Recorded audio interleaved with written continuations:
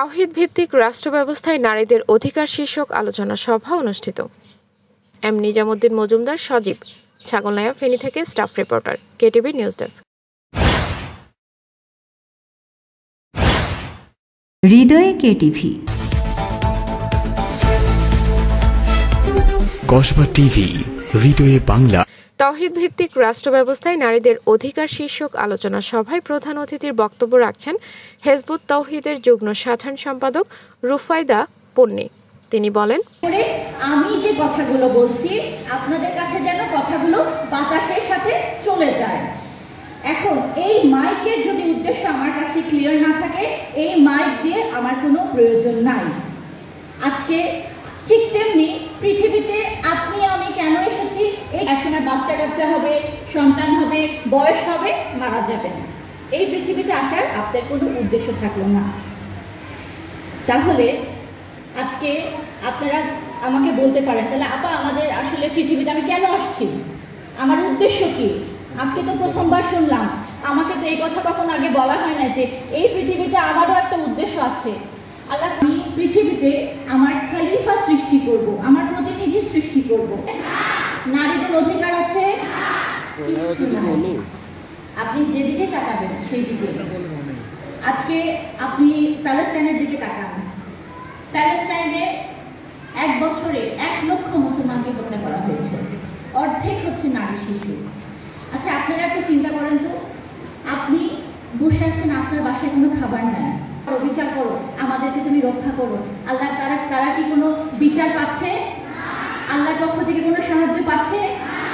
মায়ানমারের দিকে তাকিয়ে দেখেন, 22 লক্ষ মুসলমানকে ঘাট ধরে বের করে দেওয়া হলো, যারা এখনো কক্সবাজারে সেই রেফিউজি শেল্টারে আছে। তারা কোরবানি দেয়, তারা বাচ্চাদের খাতনা করে, তারা তাদের নারীরা পর্দার সাথে বসবাস করছে। তাহলে আজকে তাদের এই অবস্থা কেন? এই দুর্গতি কেন? এই ভয়াবহ পরিস্থিতি মুসলমানদের উপর কেন বিরাজ করছে? এই কেন উত্তর দিয়ে দেওয়ার জন্যই আজকে আপনাদেরকে ডেকেছি। এই কথাগুলো আপনাদেরকে কেউ জানায় নাই, এই কথাগুলো আপনাদের সামনে কখনো আলোচনা করা হয় নাই। আল্লাহ রসুল নবুয়ত পেয়েছিলেন, সেই আরবের সমাজের মানুষরাও কিন্তু আল্লাহকে বিশ্বাস করতো, জানেন কিনা? তারা কিন্তু হজ করত, তারা ইব্রাহিম আলাইহিস সালামের নামে বাচ্চাদের খাতনা পর্যন্ত করত, কোরবানি পর্যন্ত দিত। কিন্তু আল্লাহ রসুল এসে বললেন, তোমাদের ঈমান নাই। আল্লাহ বলছেন, যারা শিরক করে তারা হয়ে যায় মুশরিক।